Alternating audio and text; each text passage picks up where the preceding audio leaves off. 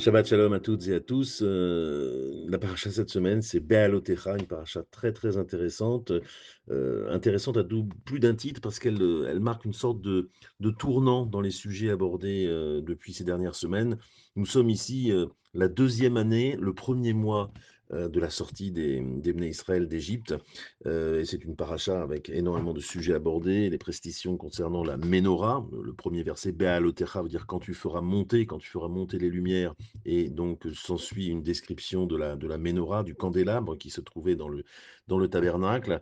Il y a la distinction des Lévites au sein du peuple, l'instauration des Lévites comme auxiliaires du culte, la question de Pessar Chéni, le déplacement des Israël dans le désert guidé par la colonne de feu au son des trompettes d'argent, les plaintes du peuple, la lassitude de la manne, ils réclament de la viande, et cetera, et on termine par la médisance de Myriam, qui est de fait frappée de tsaraat, une espèce de lèpre qui s'attaque à la peau.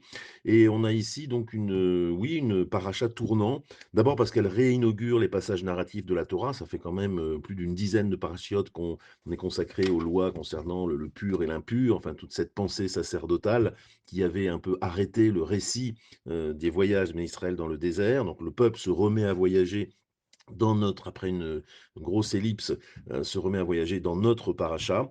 Et puis aussi parce que nous sommes situés, après le don de la Torah, et donc c'est un monde complètement nouveau. C'est la question de l'utilisation, désormais de la mise en application de cette Torah qui est posée. Les plus hautes vérités métaphysiques ont été révélées: «Ayez Asher ayez, je serai que je serai», voilà les grands dialogues métaphysiques. Et maintenant la question c'est, maintenant qu'on se dirige en Israël, comment l'organiser? Comment vivre politiquement, au nom de cette Torah? On a d'ailleurs beaucoup, réfléchi sur ce thème lors de la fabuleuse nuit de Shavuot consacrée aux 10 paroles et à la démocratie. Alors, si la question est celle-là, à ne prendre, que les extrêmes de la paracha, à savoir le tout début de la paracha et la fin, il y a de quoi tempérer notre enthousiasme sur, l'applicativité éventuelle de cette Torah. En effet, la paracha débute avec un passage on ne peut plus spirituel, justement la description du candélabre, de la Ménorah, avec l'incitation à faire monter les lumières, Be'alotecha, la montée des lumières, terme magnifique. Et puis se termine un passage un peu catastrophique, un épisode plutôt mesquin, la médisance de Myriam et d'Aaron à l'égard de Moïse parce qu'il aurait pris cette femme couchite. La Bible du rabbinat traduit par une Éthiopienne, en fait, ça veut dire une femme noire. L'adjectif couchi en hébreu moderne garde voilà, une connotation un peu raciste et assez négative. Et donc, Myriam est frappée de fait de lèpre par Dieu.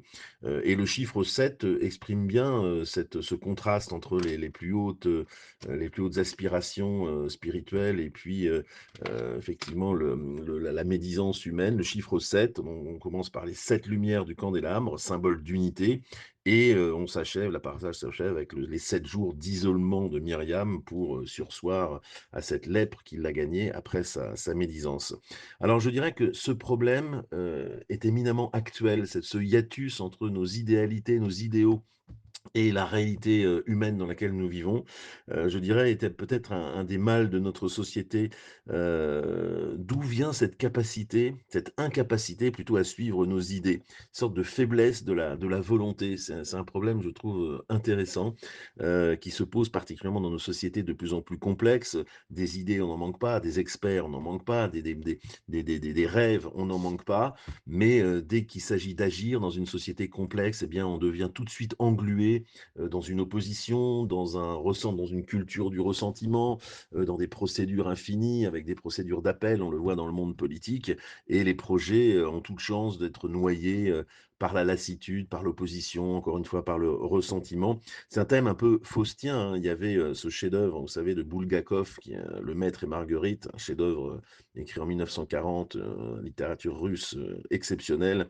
Il disait: «Je suis une partie de cette force qui éternellement veut le mal et qui éternellement accomplit le bien». Donc ça, c'est un peu la formulation inverse, mais c'est ça, c'est le problème de l'acrasie, de l'incapacité qu'on a à accomplir notre volonté et à faire finalement l'inverse de ce qu'on veut faire.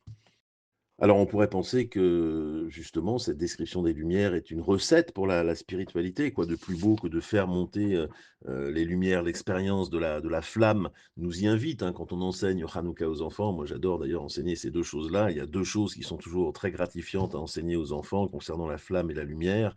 D'abord, c'est que la flamme, est une espèce d'expression de l'infini. Quand on allume une bougie avec une autre flamme, on ne diminue pas la première flamme. Ah, au contraire d'un verre d'eau, si on parle d'un verre d'eau plein et qu'on verse un peu d'eau dans un deuxième verre d'eau, ben, le premier verre d'eau se divise. C'est un jeu à somme nulle. Eh bien, au contraire, la flamme, elle propose une sorte de mathématique de l'infini. Avec une flamme, on allume une deuxième et la 1re n'en est pas éteinte pour autant. Donc il y a une espèce de gratuité et de dispersion de la lumière, de l'intelligence avec la lumière. Et puis la deuxième chose très forte, c'est que quand on effectivement, on tient une bougie, la flamme monte, la flamme exprime le fait de monter, cette verticalité dont on a tant besoin, dans notre monde. Et si on s'amuse à bouger la flamme dans tous les sens, même être à la même verticale, la flamme, elle, ne bouge pas. Donc, la flamme reste indépendante en quelque sorte de son support et quoi qu'il se passe, elle monte. Alors on voit tout de suite le parallèle qu'on peut faire socialement. C'est comme si effectivement on était, trimballés dans la société avec les coups, les mauvais coups du sort et cetera et que notre âme nous dit qu'elle reste, elle, verticale malgré voilà, les circonvolutions ou les épisodes de vie. Donc il y a une leçon effectivement, spirituelle, très forte. En tout cas, il y a une leçon, qu'on peut tirer peut-être encore plus précise. Ça, je viens de citer 2 enseignements, généraux sur la lumière, mais si on se rapporte à notre paracha elle-même et la manière dont sont décrites les choses, en fait, sont juxtaposés deux passages qui en eux-mêmes, enfin, dans cette juxtaposition, nous livrent un message. D'abord, l'injonction de faire monter les lumières elles-mêmes. Les sages nous disent que c'est ça la mitzvah, il faut faire monter les lumières. D'ailleurs, au passage, non pas seulement l'allumer, ça c'est le très beau commentaire de Rachi qui dit, on te demande pas d'allumer les lumières, d'extorquer une sorte d'effet, technique de la nature pour allumer, le feu, comme dit un chanteur, connu. Il y a non, juste à les faire monter parce que nous dit Rachi, il est de la nature de la lumière de monter. C'est-à-dire la lumière est déjà là. Il faut juste, parfois se poser, arrêter de vouloir agir, simplement regarder, voir, constater, méditer, voir que la lumière est déjà là et simplement la faire monter par une sorte de liturgie personnelle, de danse peut-être immobile autour des phénomènes, plutôt que de vouloir sans cesse agir et les susciter de manière technique. Donc il y a déjà une leçon très profonde, premier passage. Et deuxième passage ensuite, les détails de la fabrication de la menorah. Et alors je dirais que dans cette juxtaposition, il y a une leçon profonde.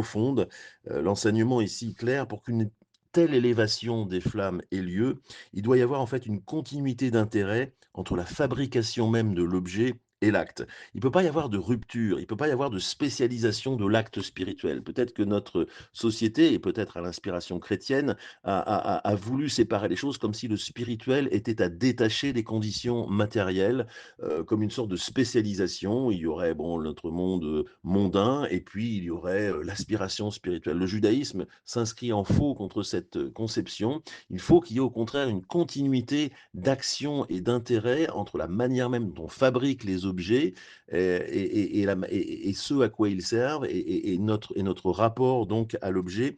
Et c'est la continuité en fait d'intérêt qui constitue l'acte spirituel. C'est pas le détachement final, c'est pas le résultat.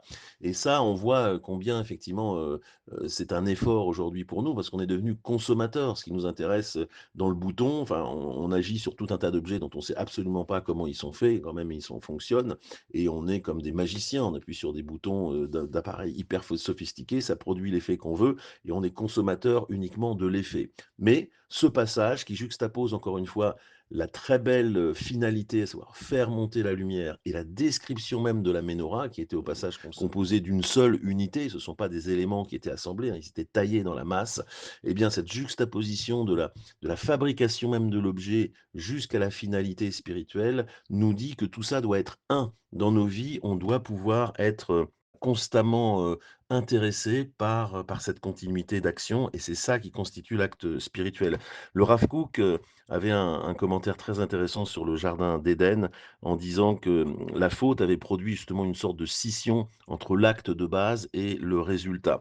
C'était la scission entre l'arbre et le fruit. On sait que dans le Gan Éden, les fruits étaient à la fois beaux à regarder et bons à manger et tout était mangeable dans le fruit. Le tronc, les fruits, il y avait pas de scission et ce qui s'est produit après la transgression en quelque sorte, c'est qu'il y a eu une scission entre le support et le résultat. Comme si on ne voulait que cueillir les fruits sans s'intéresser à l'arbre et il y a une sorte de métaphore de la vie où effectivement on pose des objectifs dans sa vie et puis on s'épuise, la vie est compliquée, on rencontre des personnes, des oppositions, et cetera. L'objectif devient de plus en plus lointain parce qu'on se et on se crispe sur l'objectif en oubliant que tout ça doit rester une unité. Ça produit donc une sorte de tristesse, existentielle et puis de fatigue et voire de dépression. On reconnaît bien les conditions très actuelles de la société, d'aujourd'hui. Alors voilà, cette belle paracha Balotecha nous enjoint de ne pas oublier la fabrication même des objets et de susciter une liturgie qui nous situe à l'origine des choses et puis, par, une application continue de notre intérêt, eh bien, c'est comme ça qu'on produit finalement cette montée, des lumières plutôt que de se spécialiser, voilà, sur les résultats. Shabbat est un temps de réunification de nous-mêmes, réunification de nos différentes forces et un temps où on essaye de justement retrouver l'unité fondamentale, de tous les phénomènes et donc on peut vous souhaiter que ces lumières soient pour vous l'occasion d'un doux feu intérieur, apaisé, orienté, vers la paix et voilà, sachant profiter, avec les gens que vous aimez de ces lumières qui montent. Shabbat shalom.